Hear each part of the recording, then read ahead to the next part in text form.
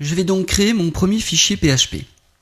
Alors j'ai créé un dossier de travail sur mon disque dur que j'ai appelé php-mysql et j'en ai fait un raccourci pour y accéder plus rapidement sur mon bureau. Ce dossier, je vais le déclarer comme étant un dossier fonctionnant sur mon serveur local. Je vais donc créer un alias directement dans EasyPHP. Donc pour ce faire, je vais d'abord démarrer EasyPHP. Voilà, qui va démarrer mes serveurs locaux, mon serveur Apache et mon serveur MySQL. Et je vais accéder par ce petit bouton à l'interface d'administration de mes serveurs locaux. Voilà, donc j'accède à cette interface qui est une interface web développée en PHP. Elle s'ouvre donc dans une page de navigateur internet. Et donc ici, je vais créer un alias sur mon dossier de travail. Donc je clique sur Ajouter. Je vais lui donner un nom à cet alias. Je vais lui donner le même nom que le dossier. PHP MySQL.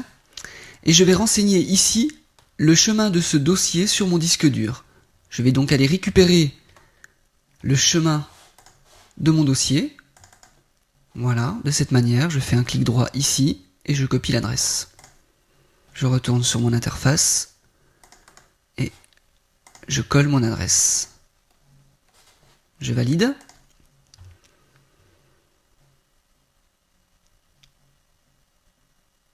Voilà, mon dossier de travail est considéré comme étant un dossier fonctionnant sur mon serveur local. Je vais donc pouvoir y placer tous mes fichiers de travaux, mes fichiers PHP, pour pouvoir les tester.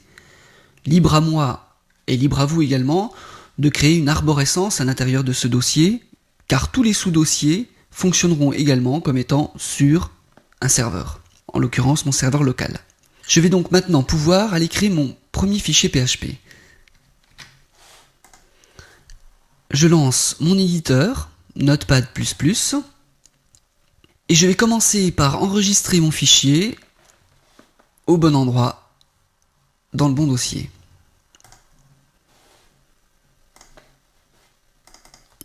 Alors je vais l'appeler mon premier fichier.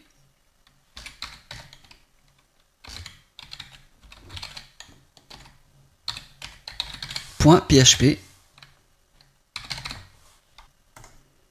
Le langage PHP est un langage à balises. Il faut donc que toutes les instructions PHP soient incluses dans des balises PHP. Je vais donc ouvrir ici une balise PHP et je vais également la fermer.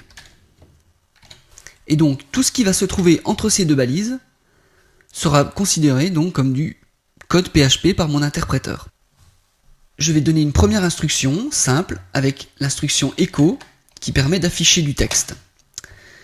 Donc elle doit être suivie d'une ouverture de guillemets et fermeture de guillemets, et je termine ici mon instruction par un point-virgule.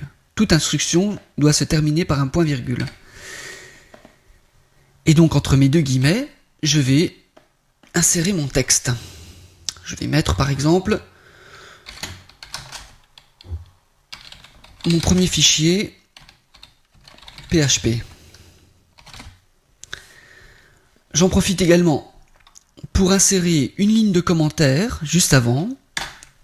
Alors une ligne de commentaire doit débuter par 2 slash et ensuite je peux écrire ce que je veux comme note.